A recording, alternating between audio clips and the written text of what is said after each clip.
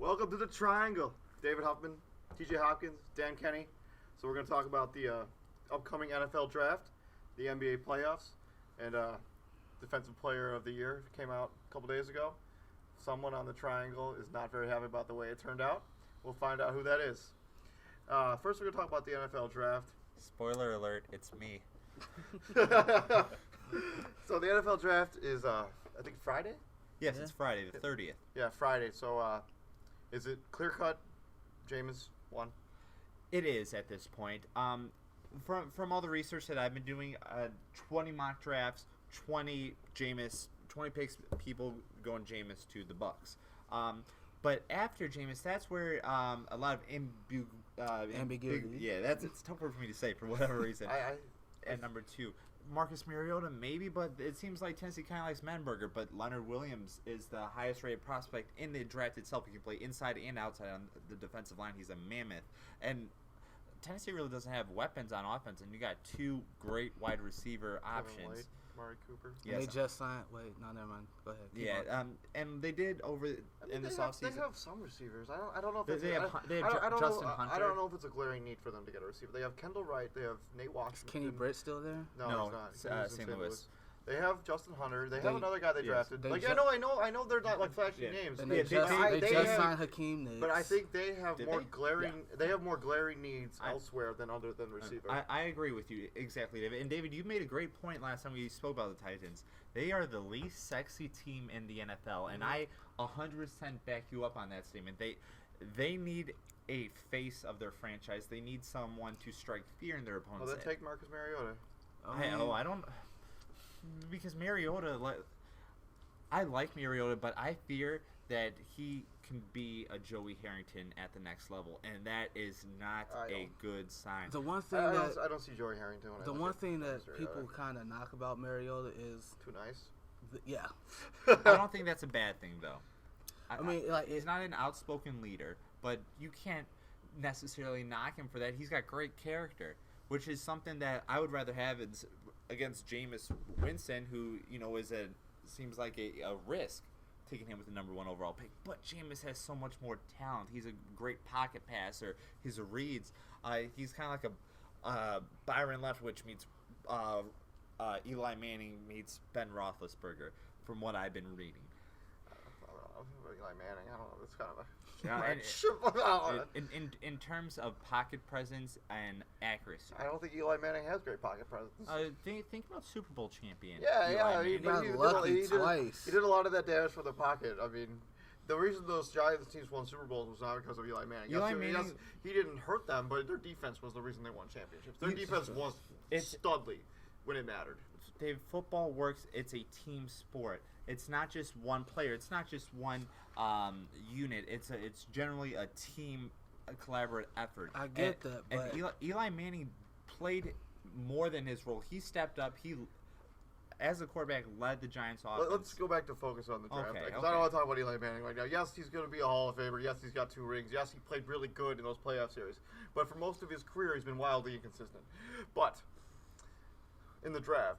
But I honestly think Phil, that second overall pick the Titans have, I think is going to be traded somewhere else, and I think somewhere else will get. Where do you think? I could see the Chargers doing it. I could see them giving the Titans Philip Rivers, give them a veteran quarterback to throw the 4 receivers they already have.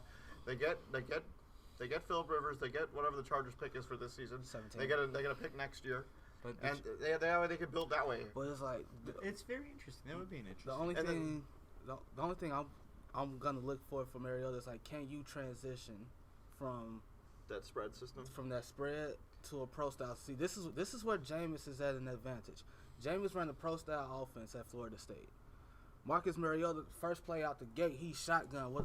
He's coming out shotgun.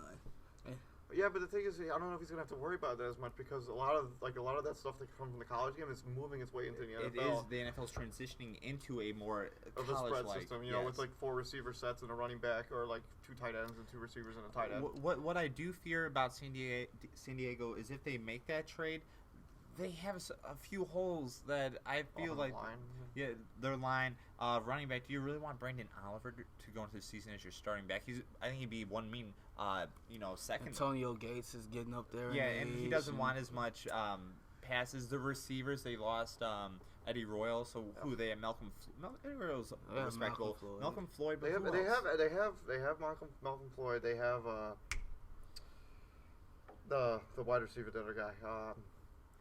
I don't know. It's escaping me right now. He was like I know you're talking about. Yeah, I just can't. I know you talking. I can't think of his name right now. I know. The guy from Cal. Keenan Allen. That's it. Yeah. What you're talking about. Keenan Allen's okay.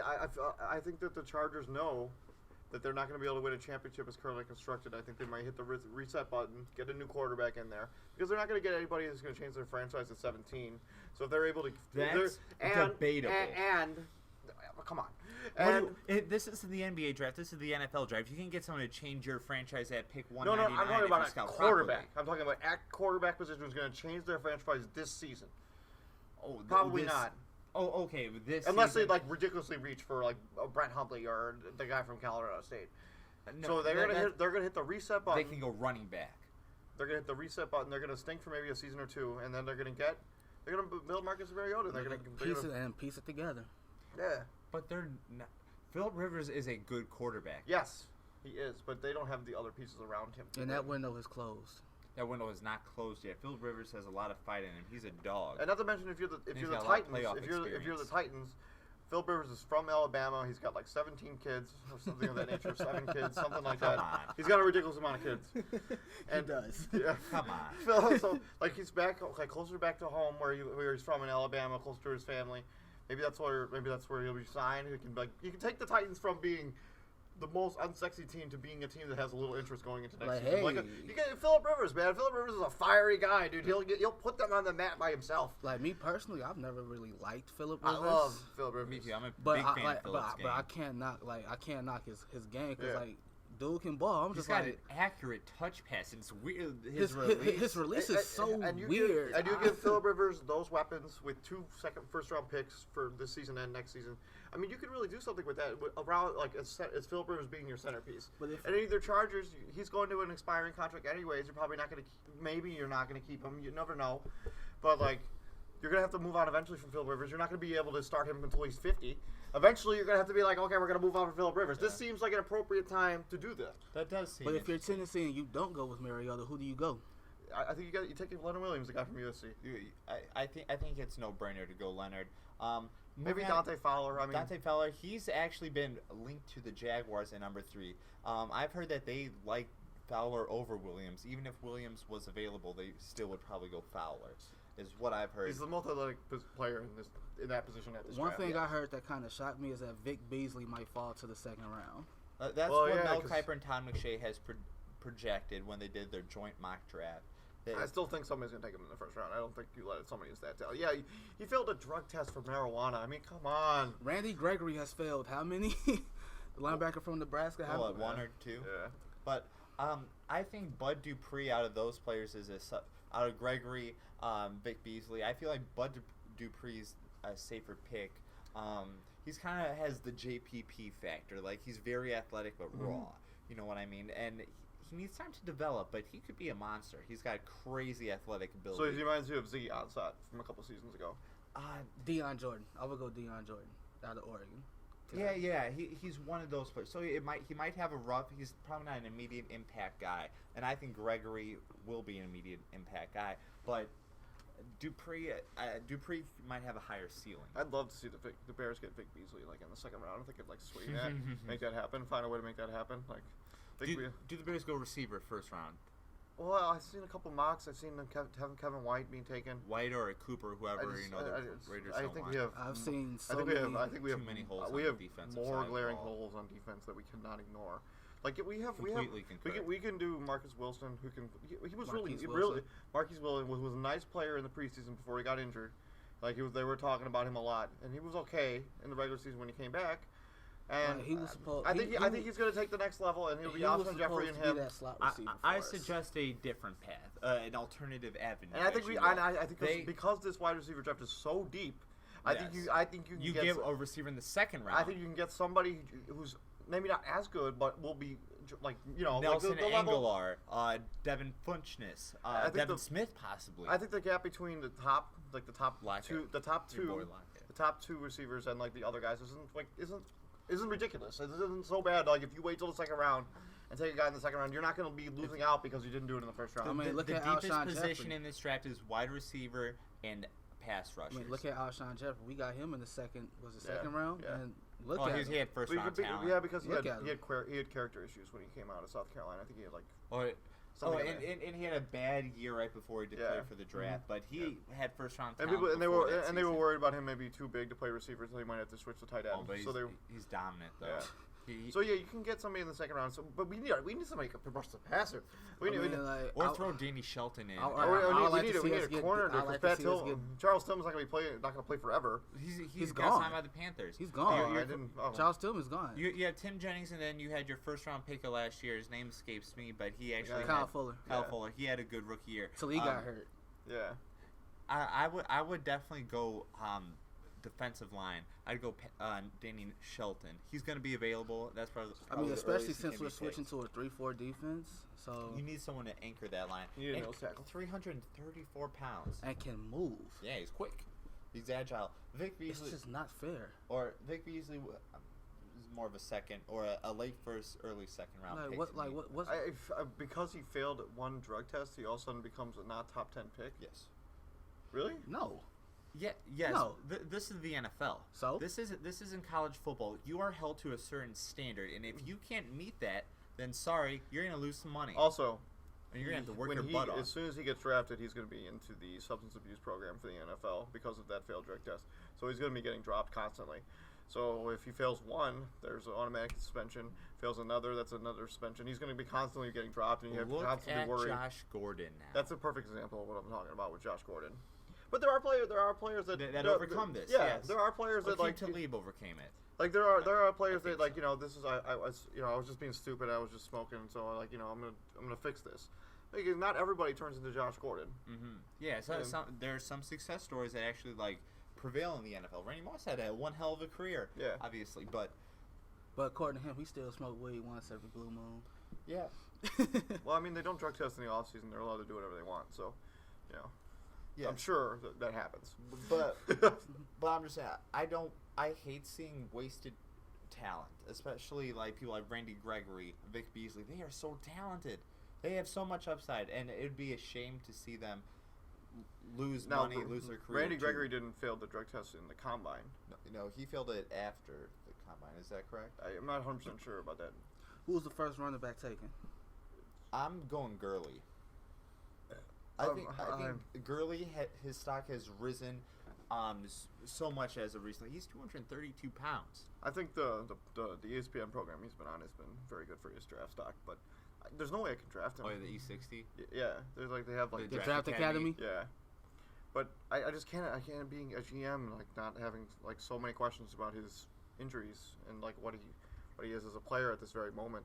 I don't know if I can do it. I don't know if I could take him in the Would you first take round. Gordon then? Yeah, I would, but I would be very reserved about it. I don't like the running back in the first round. I think their shelf life is 5 seasons and it's over. Yeah. Unless you get like an Adrian Peterson type. But they're how many running backs or are Marshawn Lynch type. How many running backs Or are? Matt Forte type. Matt Forte was taken in the second round. Same thing. You can get value. I think you just feel you can get value at running back later. You can get value at running back. In second round, you can get a productive player at the second round at running back. You can address other needs in the first round because those players are going to. To be honest, they're going to play a lot longer in the NFL than a running back will. Even Adrian Peterson, who has been amazing for his career right now is a standstill at the moment because nobody knows really what he is. He's been suspended for a season. He's hit that 30 plateau. The dream of him breaking Emmitt Smith's record is all but gone. Which is unlawful. I mean, but he's still in the category of one of the best running backs ever. I feel I feel like that's pure. If we're judging based off pure statistics, pure skills, and pure ability to dominate, you can certainly throw him in top 5, top 6. Yeah. I mean, he's early in his career, he had a fumble problem. But what running back doesn't have a fumble problem early in their career? Yeah. So it's I feel like when he comes back, he's gonna put the whole league on notice. I think he wants to get out of Minnesota bad. I think he may just. I don't know. That situation's so toxic right now. I just don't know what's gonna happen because he doesn't want to play for Minnesota. They're pretty adamant that you're going to play and you're not going to. No, he doesn't want to play with them. He doesn't want to play for them because they weren't with him when he. No, I understand, but I think the whole situation's kind of in limbo because as it be as it may, Vikings have his rights because he's under contract for 2 more seasons. So he doesn't. He kind of has to play, or they're going to keep fining him. They're not going. They went on and said that, like, we're not trading you. You're going to have to play for us. Like there's nothing. Like there's nothing Adrian Peterson can do. Like he has no cards. Like you could say he doesn't want to play, but at the end of the day, he's still under contract. And at this point of his career, he's in. I don't think he has the time to be patient with it in like a rebuilding. Yeah. Sort of a halfway rebuilding. Well, I don't know if stage. the Vikings will be a rebuild. I think they can compete next season. Yes, I agree too. But let's bring it back to the draft. All right, that's what we're talking about. Name one prospect who you think his stock has risen immensely over the past month or so. Whose stock is on the rise? I don't know, Dante Fowler. His stock has been on the rise. I mean, he was always a top 10 pick, but all of a sudden, like because of his athleticism and his like raw skill, and the guy from UConn too did the crazy. Oh, Byron Jones. Yeah, they running the cornerback, the guy who did the crazy. The broad jump. Yeah, the world record. Yeah, that guy's done a lot good for his draft stock after that jump. Yes. I don't know if y'all been I watching the Draft Academy, but this running back from North Dakota State. Oh, that guy. John Crockett. Yeah, that Crockett. He's. Is he a flyer? I don't know anything about him. They call him the Tasmanian Devil for a reason. Was he going to be a projected 5th round pick, 6th round pick? I don't know. He might not even get drafted. I don't like. From what I've seen, dude is a beast. That's San Diego State. It's really hard to tell which one of these small school players are going to succeed on in the next level. Okay, so quarterback not taken in the first round. Let's assume that Winston and Mariota are going to be taken in the first round. They will. Of those guys that are not in the first round, who do you think has a chance to be a franchise player? I'm going to say none of them. None of them? I don't think any of the players. I don't think these like this quarterback wise or all of them. Just quarterback crop. Just quarterback. This quarterback crop is. I think there's 3 guys that are. Ooh, what I name? don't know. There's Bryce Petty, and then there's Grayson. The Garrett Grayson, and then there's Brett Hundley. Brett Hundley. Or like the big other 3 guys that people have been talking about. I don't know who else there is really, but They're the main 3. But I just don't. I don't think Brett Hundley. I wish he would have stayed another year in college, maybe to really polish his skills. I don't think he's going to pan out in the next level. Bryce Petty, I just don't think he's got the physical skills to. I don't think he has it. Yeah. He don't have that it factor. Yeah, I don't know. There's something about him. He just doesn't have it. Yeah. Like he's a really good player, and like they play in a pro style offense, so I could see him transitioning easily into the NFL. But I just don't think he's got like the physical tangibles to succeed. He's got the arm to do it. Oh yeah, definitely. He's got a big arm. I mean, I just don't really see him painting out well. And then Garrett Grayson, I think he might be the closest to succeeding. Him or Brett Hundley. it really depends on where those guys end up. Like Yeah, I mean, like if they end up in like, I don't know, I can't even think of a place where you'd be like a toxic situation to go. Like, who needs a quarterback really right now? Cleveland. Yeah, that would be. I think that would be an enormous distraction. You have to deal with Johnny Manziel all the time, and like, Yeah. I think that would be. Buffalo doesn't have a Houston? franchise quarterback. Yeah, Houston needs a quarterback. I think they're committed to trying to see what they can do with Hoyer or the other guy. Mallett. Yeah, Ryan Mallett. I'm interested to see what they do with him too. I want to see what, because like Ryan Mallett's got the bazooka for a throwing arm, and like I want to see like him play a full season and see if he can actually be something. I was really high on him when he came out of college, and then I was too. I just didn't expect him to fall all the way into the Mm-hmm. 6th round. Yeah, I thought he'd be better than. I thought he'd be playing like starting somewhere now already, because he's got all the intangibles to do it. Except he can't really That's run. the thing with these late round quarterbacks. You don't see them But pan out. Ryan Mallett hurt his draft stock because of his whole interview process. What do you Yeah. mean? Like they got a real bad, like teams got a real bad vibe from him because like I don't know what the reporter asked, but it was sort of a touchy subject for Ryan Mallett, and he kind of like shied away from the question. It was like can we not talk about this right now? Like, but he kind of hurt his draft stock with his whole I interview think process. the reason his draft stock got hurt more is because of the injury, and then like the slow. He's not very mobile, and like because of the evolving NFL, I think the mobile quarterback is so important now in this NFL.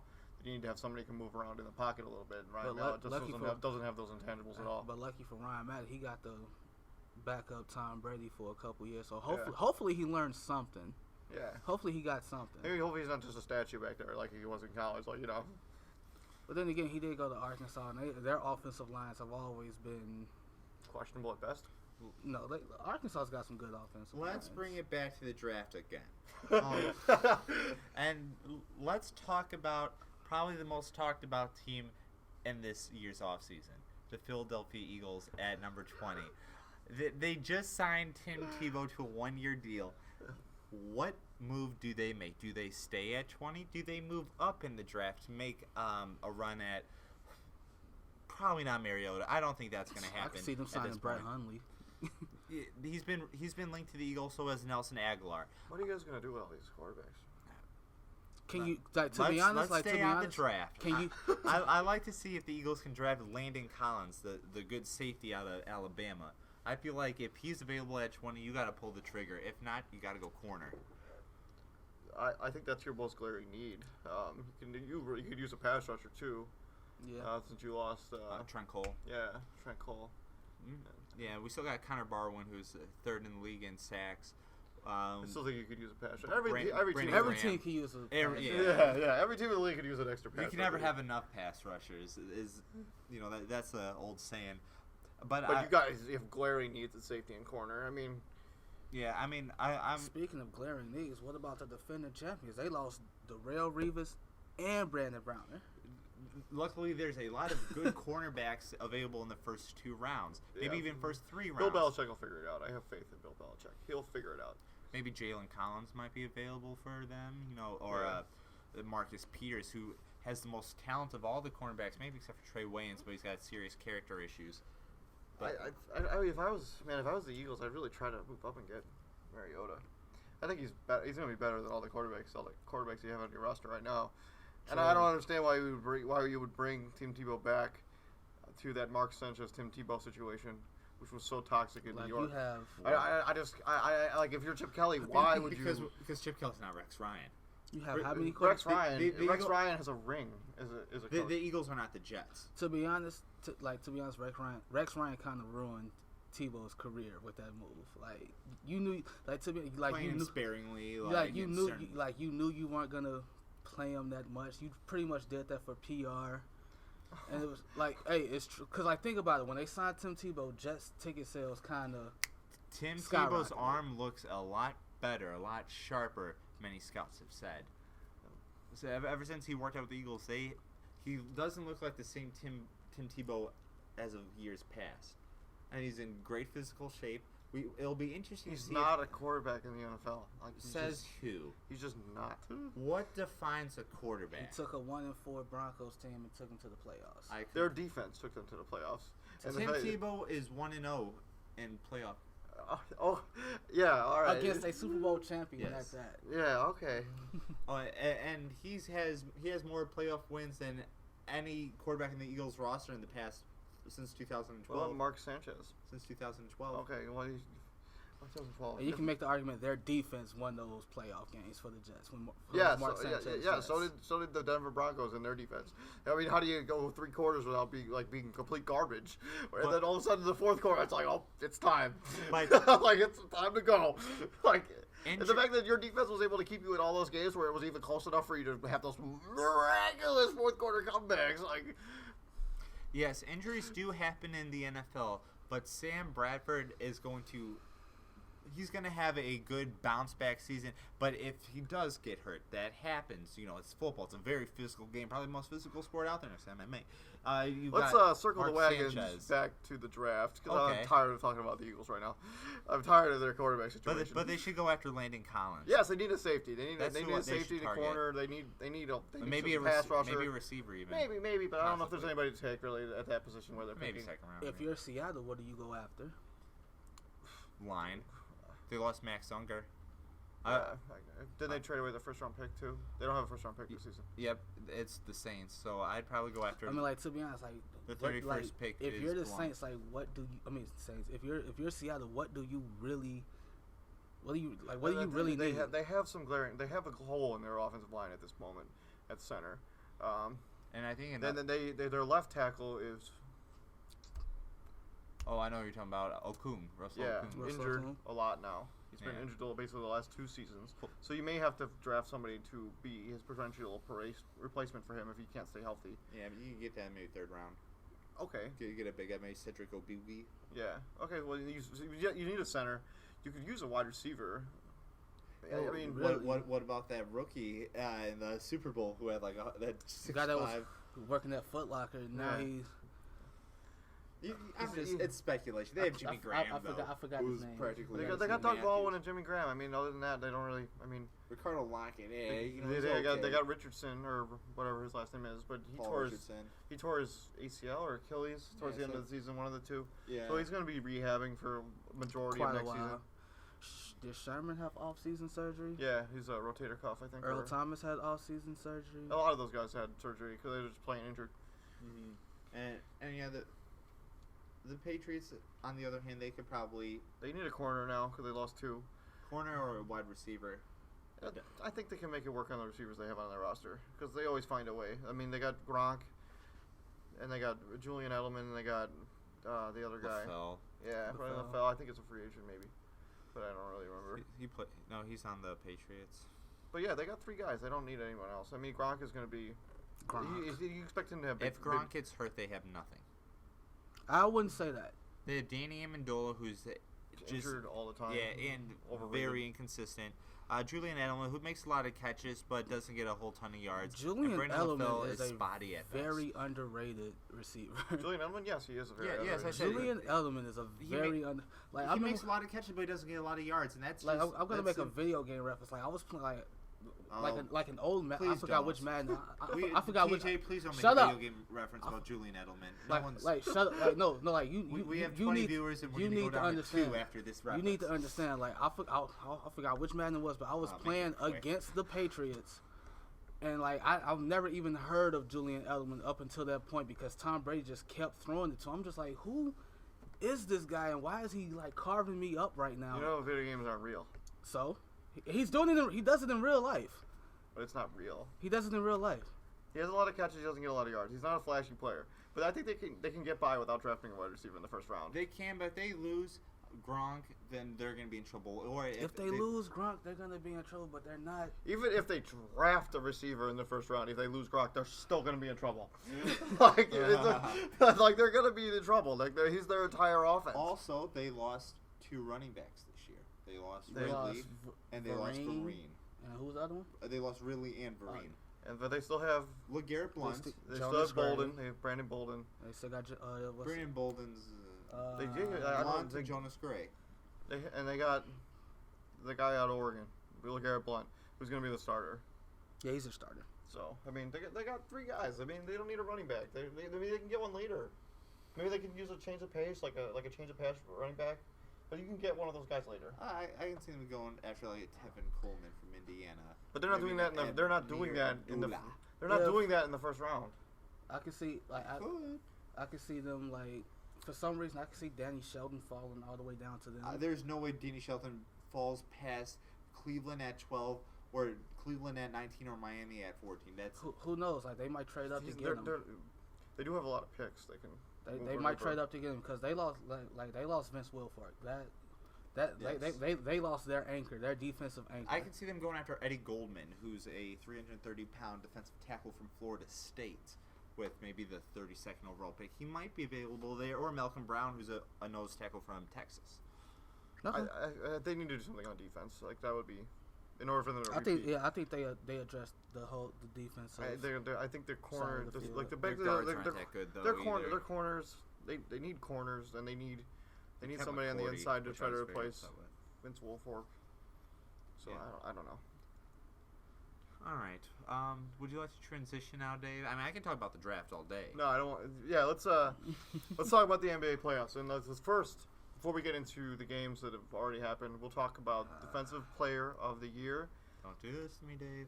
Do it. Kawhi Leonard of the San Antonio Spurs. First player to win this is David Robinson. That morale. So Kawhi Leonard won Defensive Player of the Year, and somebody isn't that happy about it. DeAndre Jordan got absolutely robbed again this season. He got snubbed from the All-Star game, and he came in not even second, but third place in the Defensive Player of the Year voting. Are you what drugs are these voters on?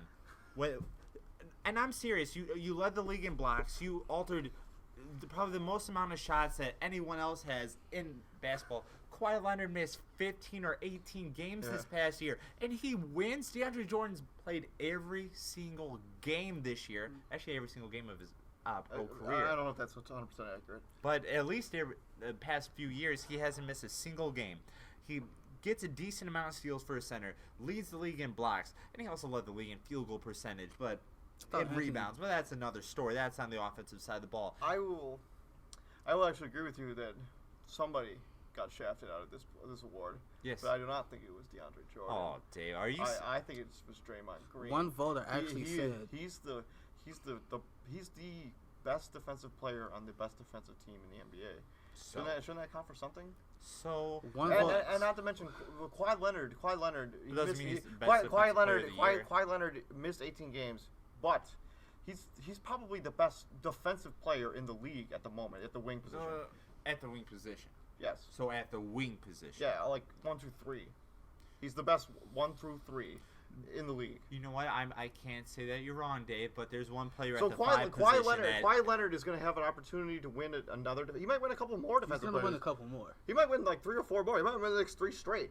I mean, but Kawhi Leonard missed 18 games, and Draymond Green has played almost every night for the best team in basketball, who's offensively and defensively the best team in basketball, and he is the one that makes that work. He can guard 1 through 5. He can guard all these different positions. He is more important defensively to the Warriors than almost any team in the league. DeAndre Jordan is more, I can tell you, on the defensive side of the ball, a lot more valuable than any other player on the Clippers roster his team. I think DeAndre Jordan gets hurt a little bit in the conversation because he has a Matt Barnes on his team and he has a Chris Paul on his team. I think that hurts his. Don't get mad. Don't get mad. It really does. I think Andrew Bogut was finished higher than Chris Paul in Defensive Player of the Year voting. How does that not hurt Draymond Green then?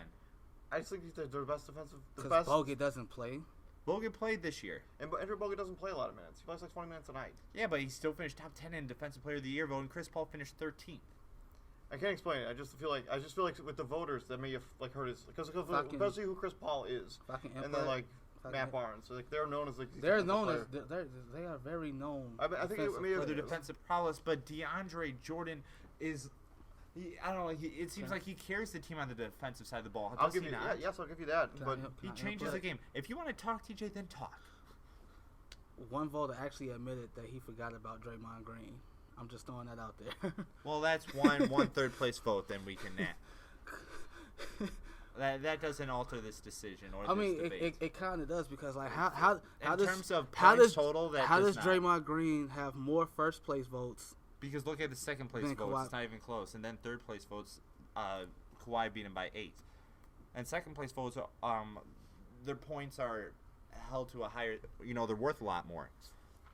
So 16, I think they're worth 2 points. Multiply that by 2, that's 32 points. That's quite significant, I'd say. I'm not mad at all about. Of course, Kawhi you're not winning Defensive Player of the Year. I shaft DeAndre Jordan again. Go right ahead. It doesn't bother me. It doesn't bother me. Kawhi Leonard won, rule calls and your hack of Jordan and then your all-star votes. Man, you want to talk about a rule that I wish was out of the league. Adam Silver is actually talking about. Yeah. He's trying to find a way to. He better figure something out. That is. It's so boring. It's so unbearable to watch. It's frustrating. Like I understand why coaches use it because it's in the rules, but it's unbearable to watch. Like I just watched DeAndre Jordan just go to the line just miss all these. Smith, Dwight Howard, he'll hit 1 for 2, and it's like come on. But if I was a coach, I would if I knew that rule was in my back pocket, I would absolutely use it because it gets Draymond. It gets DeAndre Jordan. It gets DeAndre Jordan, Dwight Howard. Josh Smith out of the game. Out of the game. Because Doc Rivers is if he misses 3 or 4 in a row, Doc Rivers is gonna have to make a decision. Do I leave DeAndre Jordan in, or do I take him out and put somebody who can shoot better at the free throw line? Because it's the constant chess match that coaches go through. But it's got to go. We're at a point in the NBA where we can't this is not exciting television. It's not fun to watch these guys go to the line, struggle. You look at the face of DeAndre Jordan when he's on the line, he looks bewildered at times. I don't need to see DeAndre Jordan shoot 28 free throws. I just don't need to see that. No, it just seems like they're abusing the rule. It doesn't seem like that's how the game should be played. Yeah, But yes, they're abusing it, but it's the rules. I mean, it's a rule in place. Like, it's legal. I'm not debating that, but it just doesn't seem right. Like, to be honest, like, you want to eliminate the hack and shack? You want to eliminate that rule? Yes. Sinners, make your free throws. That's it. No. If you can make your free throws, it's not as easy as you make it sound. If you can make your free throws, you don't think DeAndre Jordan and Dwight Howard work on their free throw shots in practice and such? Dwight Howard went 8 for 11 from the free throw line. Oh, cool! He had one spectacular performance. It's something in their psyche with the way because they're so tall and the way they like over the rim and stuff. Like there's because of the way their arms and stuff too. It's like all awkward. They're so tall. Pau Gasol 7 foot tall. He has no problem knocking down free throws. Well, you can. Dirk Nowitzki's 7 feet tall. He has no problem knocking down free throws. Those Euro guys are all fine. Like a lot of 7-footers struggle at the line. It's been recorded throughout history. Even Tim Duncan was not a great free throw shooter at the beginning of his career. I remember that. He was not a great free throw shooter. And it's not until he worked on his game, and now he's at the humble age of 39 that he's able to hit. Happy birthday, by the way. Yeah, it's on his birthday. Yeah. Samuel Dallenberg struggled at the line. A lot of big men have struggled at the line, and it's like been recorded throughout history. Like they had the one guy who used to shoot it between his legs because he couldn't. Rick Barry. He was a guard. No, there was another guy too. Who used to shoot it grandma style, and he was a big tall guy. Like it's been like throughout the history of the NBA. Like there's been big, tall 7-footers. Are you suggesting that you don't think this rule should be changed? Do you think this is good basketball? I mean, like. Oh no! Don't even. Let me finish. Just start. I mean, change it. Like you can change it, but like have like a certain duration on it. Like you can do it for so long. No. It's got to be. That is something else that bothers me about that rule, is the fact that you can do it for the first 46 minutes of the game. If I want to, I could foul the same player for 46 minutes every time he touches it. He doesn't even have to touch it for 46 minutes. It's fine, but as soon as all of a sudden the 2 minutes left in the fourth quarter, all of a sudden no, can't do it anymore. The rules change. Like If it's gonna be a rule, it should be consistent throughout the entire game. Why does all of a sudden you get under 2 minutes, all of a sudden the rules change? Yeah, it's crap. But if you were gonna fix that rule, how would you fix it? What would you do? Just abolish it completely? If I was to fix it, because I don't see a way around it. If you intentionally foul players, and then maybe it should be at the ref's discretion, that player doesn't only get 2 free throws, but they also get possession. Kind of like a hold on. What if I think that's the only problem with that is when you get down towards the end of games when teams are trying to come back so they're going to foul automatically. Does that mean that becomes 2 shots and the ball? Because you essentially foul because you're trying to get back in the game. Like you have no choice but to foul if you want to get back in the game.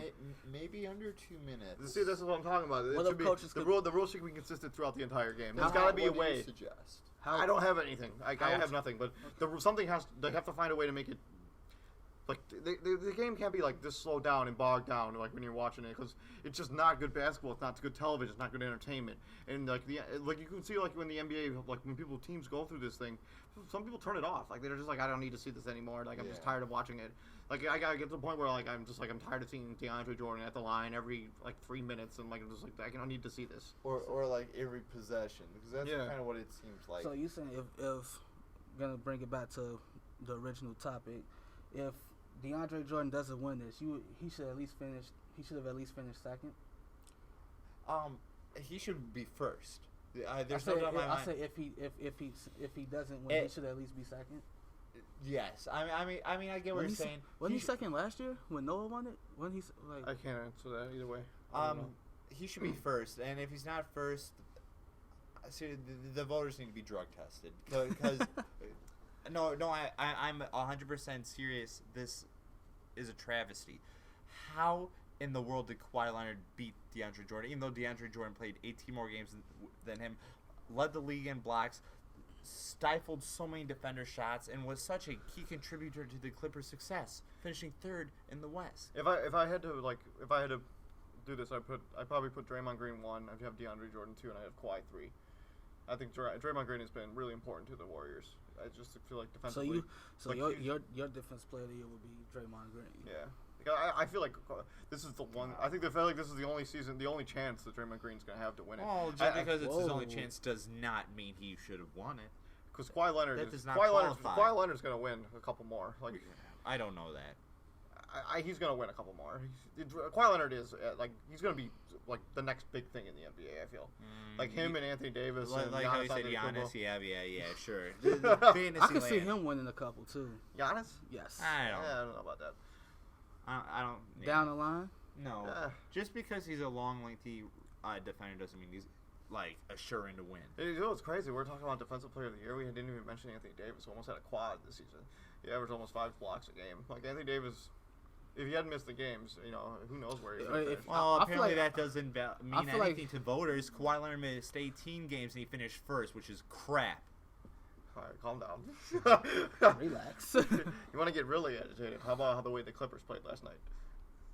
We're going to segue into the NBA playoffs. Let's talk about a couple of the series real quick. So Spurs. Well, let's talk about Spurs Clippers. How about that first game that they played? Okay, yeah. Okay. Let's talk about that one first. Let's just talk about the series as a whole. Okay. All right, so Blake has been dominant. He had a bad outing. Okay, Blake has been dominant, but Chris Paul has been dominant besides last night. The problem with the Clippers, their depth. Well, compared to the Spurs, yeah, but adding teams' depth compared to the Spurs, you look kind of silly. Like they have they got like a squad that comes in for their other squad. Like they got 5, they go 10 deep. They got 10 guys who can all play. Like, but like Baines better not show his face in LA again. Cause think about this, outside of Jamal Crawford coming off the Clippers bench, who really? Austin Rivers, he's played well. He's outplayed Manu Ginobili. He has, and he's played good defense. Doc really likes the defense. Yeah, he's actually outplayed Manu. I completely agree. My biggest disappointment in the Clippers is how poor Spencer Hawes has played. He's signed to a big deal, and he's abysmal. He disappears out there. I feel like what's even more disappointing about the Clippers is the way they played last night. Because they come off that kind of heartbreaking loss, where they have Tony Parker out, they have Manu Ginobili out, and Tim Duncan basically single-handedly beats them. And then they come out the next night and the next game, and they just lay a goose egg. Like the Clippers, they looked terrible last night. The Clippers as a team looked bad. The Clippers. There was nothing you could draw from the Clippers last night that says this is something good. We can talk about this and try to build on it. They just overall look bad. Like the Clippers bench is what I call a home bench. Like they're only good at home. That's not true. So Jamal Crawford can score anywhere. Outside of Jamal Crawford. Chicago live outside of Chicago. Jamal Crawford. I just thought it was disappointing the way they came out last night. Yeah, they came out. In my opinion, they looked bad last night. Well, you don't need eyes to see that. They look disheartened. Obviously, they had a disappointing, letdown performance. But if you're the Clippers, you'd almost rather lose by 30 than lose by 1 in overtime. Because when you lose by 30, we can just take this as a wash. We can just walk away from this. It's only one game. When you lose one of those heartbreak games where you think you're gonna win, I feel like that's more devastating to team morale than losing by 30. It's not the fact that they lost game 2; it's how they lost game 2. In overtime. It's not even that. No Manu, no Parker. Blake with that bad turnover. I know he played really good in that game. He had the trip, but that was a bad turnover. No one's gonna remember that triple double. Everyone's gonna remember that turnover. Don't speak for everyone. I remember the trip dub. The only reason you remember the turnover is because you brought it up. Because he played a really good game, and so let's not totally destroy him. All right, so moving on to Portland Grizz. It's over. The series is over. Moving on to the next matchup. I'm a big Blazer fan, but you can only have next man up for so long before you start running out of bodies. Marc Gasol destroyed the Trailblazers this season, this postseason. The Grizzlies have been better in the game. They will probably be a sweep. Unless they get a game tonight. You think Portland win tonight? No. Okay. No, it's in Memphis. I don't see it. No, it's not. It's in Portland. Portland's the 4th seed. Yeah, but Memphis had the home court because they have a better record. Oh, Portland. That doesn't make sense to me. That's a new rule too from this season. Yeah, that's. But Portland won the division, so they're like the 4th seed, but they didn't have home court. It's dumb, but okay, yeah, sure. So they can win. They can maybe win a game tonight and maybe stretch out to 5 games. But as soon as that series goes back to Memphis, it's over. I just can't. I just feel like Portland's run out of bodies. They have so many injured players at this point. Dallas has been the most disappointing team. this postseason. They played a hell of a game last night. I watched that game. I don't care. That was They can't play defense. They can't stop the Rockets, which the Rockets have an explosive offense. So, you know. And this is a really sad day for me. With Rajon Rondo. Rondo is my favorite player in the league, or was. Yeah, when he was in a Celtics jersey. Him hit the era of Rajon Rondo being an elite player in the NBA is over. Oh. wow. Yeah, it's done. That's deep. You can see when you watch him, he just doesn't have the athleticism, because he used to have this crazy athleticism that would made up for a lot of the shit that he couldn't do. Like, you know, like he couldn't shoot and like all this other stuff, but he was just a freak athlete, so he was able to make it work. And now that he's like lost a lot of that athleticism, he's just done. Yeah. He will never be an elite player. He will barely be a starter in this league.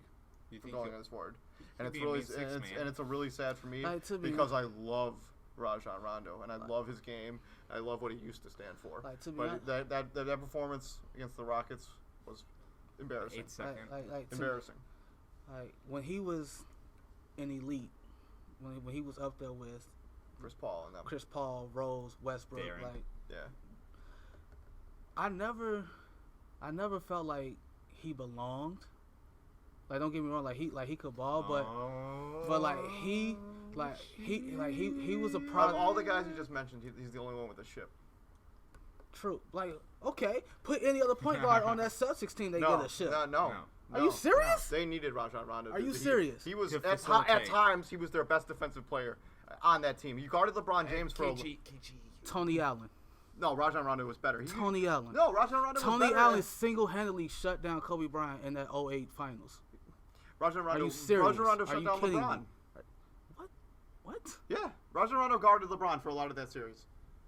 When they played the Cavs. The Celtics were they had a lot of great defensive pieces. Okay, so yes. Let's not say one player, because they had a handful of players. Yeah. You put any other. Any elite point guard on that team. No, there's too many heads. Too many heads. Because Rajon Rondo was the most unselfish player. He could have easily tried to take it to the rack every single time, try to score and he found a better shot. But he found a way to. But he got all his teammates involved, and he found a way to make it work. But couldn't shoot. But Rajon Rondo his career as being an elite player it's over for him. He's gonna. If he's probably 100% sure. Because what if he develops his game? It's not gonna happen. He's 30. He is what he is at this point. He's 30. Yeah, or he will be 30. He's right around the corner. So I think he will get. I think an opportunity. The thing is that if you're a GM, how much money are you willing to give to a Rondo when you don't know what he is, and he has all these flaws, and you don't know what he is, and it's like $5 million a year. And his stint with the Mavericks is probably costing about $40 million over the course of a contract. He's probably going to get like a 5-year deal worth about $20 million, or maybe a 1-year deal. For Dallas gets swept. Oh yes. Yeah. The series is over. So no Parsons, no Rondo. Dirk's played well. Monte's played well. Yeah. Tyson's played well, but that's it. No, they don't have any. They don't have anybody coming off their bench. I mean, JJ Barea, he starts now, so he was a nice thing to come, but he's a nice thing. And then you got the Golden State and New Orleans. They got away Maurice. How Golden State came back and won that game in the first place is beyond me. I understand that, but Maurice space traveled. Thank you. He definitely traveled. He definitely got away with the travel. He got the rebound. He took a step. He dribbled. And then 2 or 3. He took 3 steps. And he dribbled once, and then passed it to Steph Curry, and then And you know what? And you know what they reviewed? I know. Yeah. Not the travel. The foul. Steph Curry definitely got fouled on that shot. No, Maurice Space traveled, but that's beside the point. If you're New Orleans, you don't. How do you let? You don't blow a 20-point lead at home. That can't happen. In the fourth quarter, you give up. You let they score 40 points in the quarter, and you just. Oh. If New Orleans was, if they were to win a game, it was gonna be that one, and it's over. That series is gonna be a sweep. I think most of these series are sweeps. Transition over to the Eastern Conference. Atlanta, Brooklyn. That's gonna be a sweep. I think Brooklyn has played well. Yeah, last game they played They played tough. And they've actually outscored Atlanta in 7 out of the 8 quarters. What? Yeah. Oh, are you talking about the past 2 games? Because they played 3 games so far. No. Played 2. Game 3's tonight. Yeah. What? Yeah. Yes. 7 out of the 8 quarters, Brooklyn has outscored Atlanta. The only quarter that Atlanta's outscored Brooklyn. So you're where have you been? Is the first quarter. Is the first quarter of Game 1. So you're telling me that almost every other team is up for elimination, but the Atlanta Hawks and the Brooklyn Nets are in game Yes. 3. Yes. Why? I don't know. I don't know. It's I the don't know. schedule. Because, like, think about it. Washington and Toronto, they played game 3. They played it last game night. 3. Yeah. That's a sweep. Milwaukee Bulls sweep. Sweep. Cavs Celtics Sweep. sweep. I think Brooklyn will get a game tonight and maybe go 5. Because Brooklyn's been okay. They played hard. They look like a legit team. And this is something that really baffles me. Why are they fans in Atlanta booing Joe Johnson? Why? Because they don't have class. It's Atlanta. Whoa. Whoa. Whoa. Let's be honest. Joe Johnson basically recovered that franchise when he came there. Well, they have short memory in Atlanta. Like, true. He was their first marquee piece since, you can say... Wilkins. Steve Smith. Like, why would they, I was like, why, every time I watch it, they boo him every time he touches the ball. Like, don't they realize how important he was to their franchise success? It baffles Joe me. Johnson took them to the playoffs like every 8 years. He went to the He went to the All-Star game 6 times, and because the Atlanta Hawks wanted to give him a bunch of money, and then they couldn't afford to give him that much money because after they gave it to him, they wanted to trade him away. How is that his fault? Like, he gave it everything, his all, and then you're gonna boo him when he comes back? I don't know. He's played well. Like, he has. Yeah, but you could definitely tell that the booing is bothering him a little bit. Because I can see him at the free throw line. He misses free throws. He's usually a really good free throw shooter, but he's been missing like here and there. Like, transitioning back to Toronto, Washington, I had that series going 7, but you can't go 7 when Kyle Lowry's only scoring 6 to 8 points a game. Yeah, he's disappeared. But he's not a big scorer, anyways. Like, he was never really a. Hey, he was should never put up really, 17 to 22 points a game. Okay. They paid him $48 million. They gave him like what, $40 million. They just want him there to 7 points a facilitate game. their offense. But John Wall is the reason that series is over. John Wall's been Their whole team. John Wall, Paul Pierce. I mean, Paul Pierce has played phenomenal in the second half. First half, he doesn't show up. The second half, yeah. I don't know what it is about Toronto. He just They're talking. kills him. They're talking about that they might blow up that roster if they get swept. Even if they get knocked out of the playoffs, they might blow up the roster. Toronto? Yeah. Because they have nice Blow up. pieces, but I don't know if they gel. Yeah, that's what they're talking about. Because they like Terrence Ross doesn't really work. Yeah, he doesn't work. Amir Johnson is vastly overpaid. James Johnson is a headache. I like James Johnson. James Johnson is a headache. I like Jonas Valanciunas' game. I like He's not going DeRozan's anywhere. game. They'll build around those 3 guys. I think everybody else is going to go. Around the big 3? Yeah, I think it'll be Lowry. Because, I mean, he's on a contract for another 3 seasons, so he's not going anywhere. DeRozan's going to be there, and the Big Gay Val will be there. You know. Who? Valanciunas. Did you say Big Gay Val? Yeah, that's what we call him. Oh. Why? Because, Big Gay Al, like Yeah, Big Gay Al. but is Valanciunas is No, big, no. but is he gay? No, Dave? he's not. No, he's not. So that nickname doesn't stick. No, I know. It's just, Sorry, we gotta get on Dave. I'm a big fan of Valanciunas. I do like Valanciunas, though. I do like Valanciunas. He's an alright player. He seems to be a little erratic at times. Yeah, but he shows promise. Tyler Hansbrough can leave too if he wants. Well, I'm pretty sure he's a free agent. I like Rivas Vasquez on that team. I think he gels well. Yeah, he's nice, but he's a really nice backup point guard. Yeah. But I don't know. Hey. They're gonna have to do something because that team is currently constructed isn't going anywhere. Like they're gonna get swept by the Wizards and like. I think they need to tank 1 year and get one more talented player on their roster. I think you have to build the roster in order to do that. I think with suit Drake up. as this team is currently constructed, as this team is currently constructed, they're going to be a playoff team probably next season. Yeah. I mean, they're going to have to do something like in shake the up East? yeah, they're going to have to shake up. They're going to have to shake up the roster in a big way if they want to tank a season. They have to basically hope for DeMar DeRozan. Even Boston made the playoffs. Like they gotta hope for like DeMar DeRozan to have like a season-ending injury and like all those guys get hurt like as soon as the season starts. That's the only way they're gonna be a playoff team. All you have to do is have a pulse in the Eastern Conference and you'll be a playoff team. Let's be honest. Like who's in their division? Brooklyn, the Knicks, Boston. Yeah. Wow.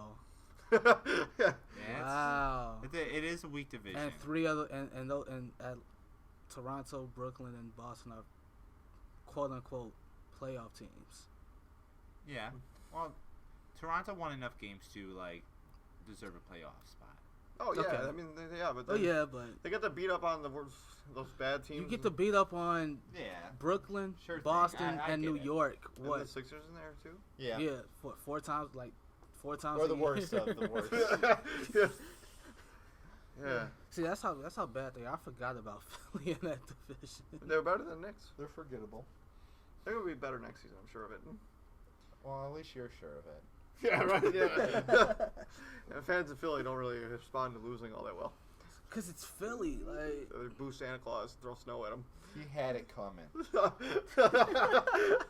Coming from the Eagles fans trying to defend Like booing Santa Claus. The last Philly team to win anything was what? The The Phillies? That wasn't that long It ago. wasn't that long ago, like 5 years ago, maybe. Yeah, they had Cliff Lee. He was fucking throwing fires. Part of my And now they're screwed. Yeah, well, the Eagles have a lot of promise. Oh God, yeah. If they get Landon Collins or Marcus Peters, I think Tim they'll be Tebow to the rescue. I think that's a natural stopping point right there. Oh. So don't count them out yet. So, So- we're gonna try to do one more episode next week, and that'll probably be it for the Triangle because Dan Kenny's graduating. Maybe me and TJ can pick it up next semester, or if you're gonna be here over the summer, we can. Yeah, I'm not gonna be Yeah, here I'll over be the here. summer. We can. Oh yeah, well, maybe we can recruit a guy. We can find a way. Don't bury the Triangle just yet. Yeah. I am not gonna be here over the summer. Unfortunately, we'll figure it out. we'll dude. figure it out. Yeah. Was Triangle signing off. Take it easy, guys. Bye. Bye.